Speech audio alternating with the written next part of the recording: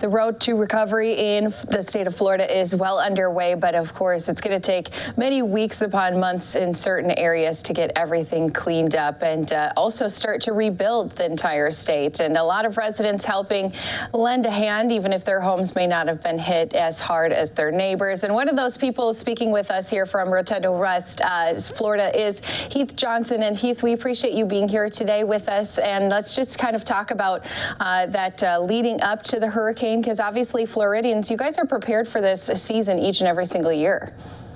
Yeah, actually, so this is my first hurricane. We just moved here about a year ago.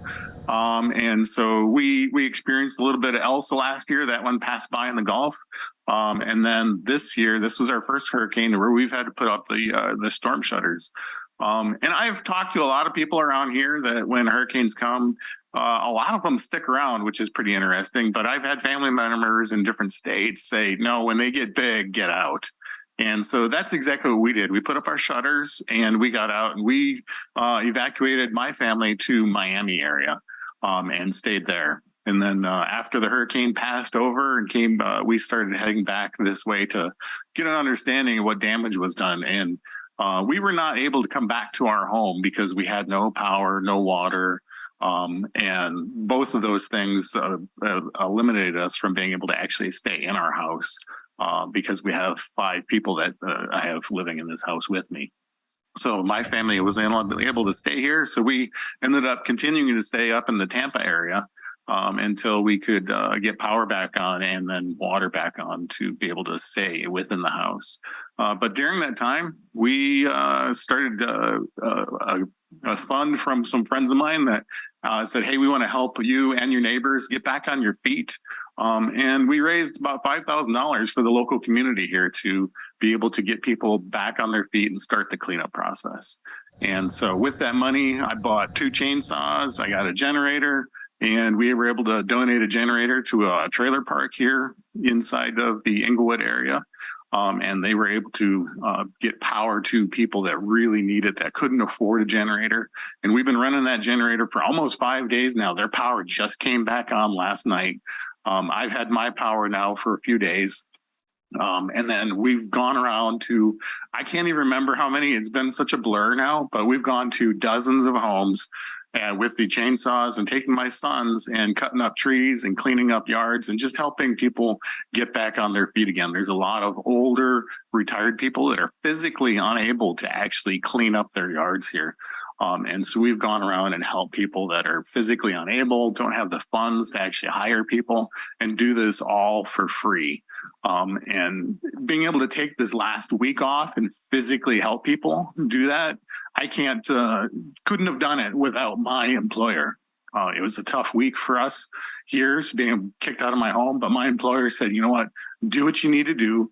Part of our values for my company, we have these epic 2 values, and one of the values is community, and we believe in giving back to the community. And so my employer said, you know what, do what you need to do, go help your neighbors, take care of your house, and then come back when you're ready. And so I've been out of work for 2 weeks. I'm starting to return back to work this week. And I can't thank my employer, VMware, enough for being able to give me the time necessary to go help the local community. Well, and I think that says it right there, too, that so many different people are showing their support, whether it be lending that time off or, in your case, too, even lending some extra manpower to those who might not be able to clean up their yards. Talk about that first time then coming back and seeing that hurricane damage, since it was the first time that you've been through this experience before. I'm sure it was very nerve-wracking, especially with not being able to return right away, knowing that you didn't have power. You didn't know what other issues we might be running into.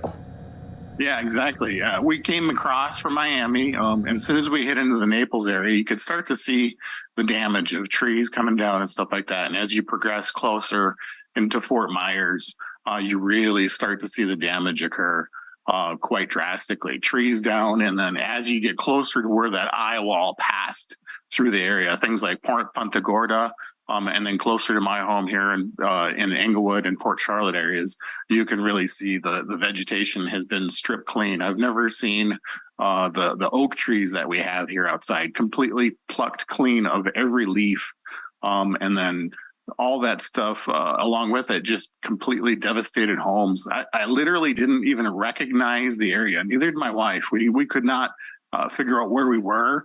Every street sign is down. There's not a stop sign or street sign intersection that's actually standing anymore. So it was difficult to even understand where are you, because you can't see landmarks anymore. You can't see street signs, and it's just completely obliterated. There are some areas, especially where there's some of those mobile home parks, where they're just completely devastated and wiped out. It looks like a bomb went off, and there's just metal shrapnel all over the place in some of those mobile home and community areas.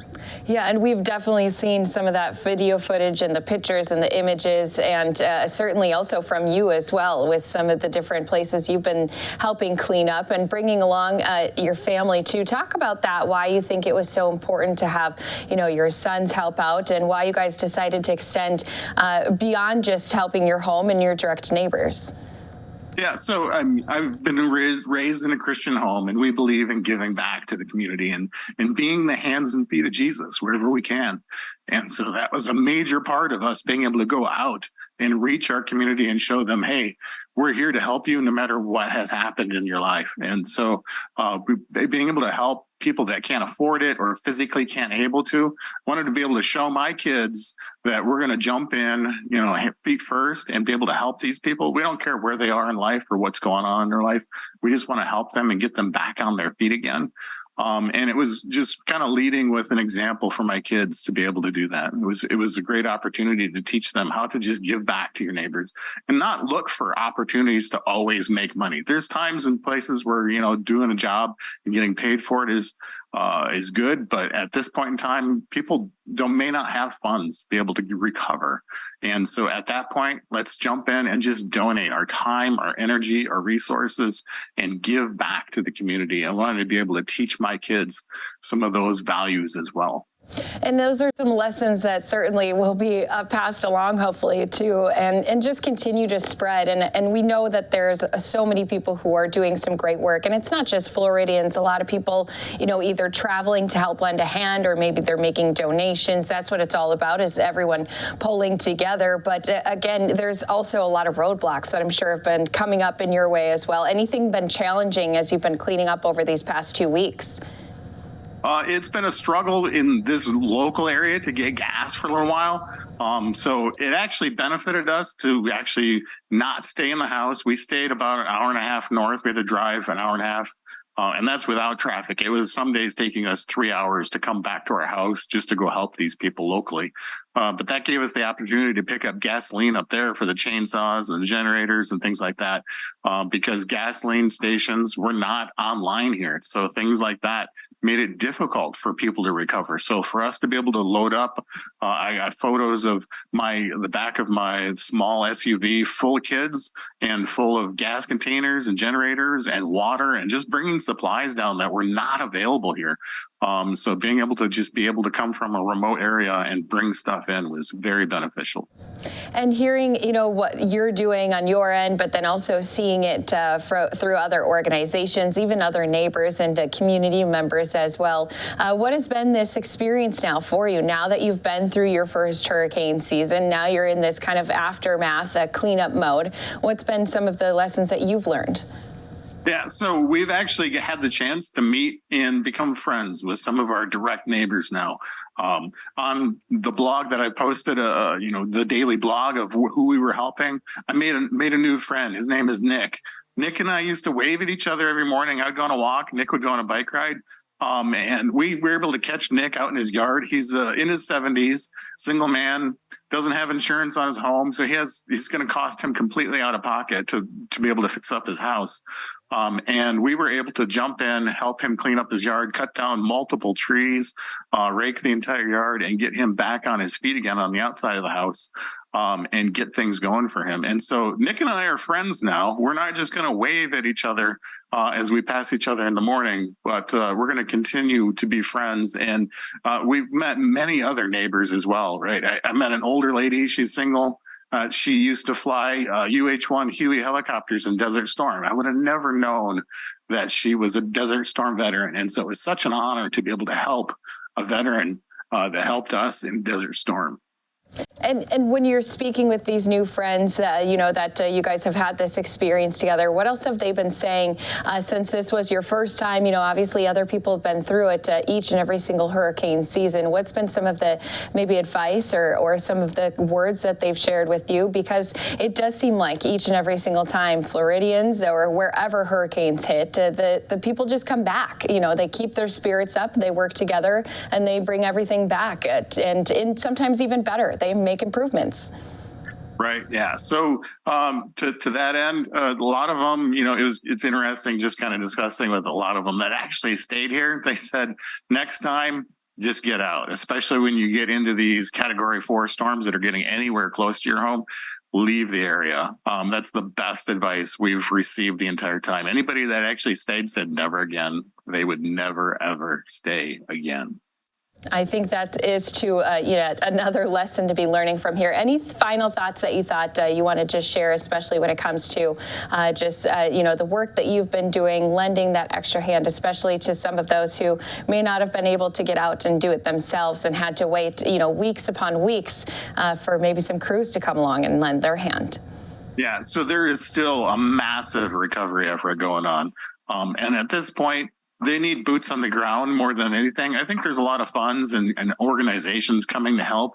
And I have to get back to work for my business. They've been very gracious to let me have time off and be hands and feet here on boots on the ground to help these people around me. But I need to get back to work, and there is still a ton of work to be done. We still have requests coming in.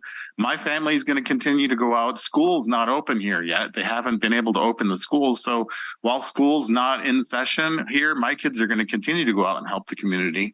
And then in my area, things are slowly coming online, and we're looking at a new normal. But in areas like Fort Myers and Punta Gorda and further south, where they had massive flooding, there is still extensive cleanup and extensive amount of work. And so if you have time and the ability to come volunteer, please join an organization like Samaritan's Purse or Operation Barbecue.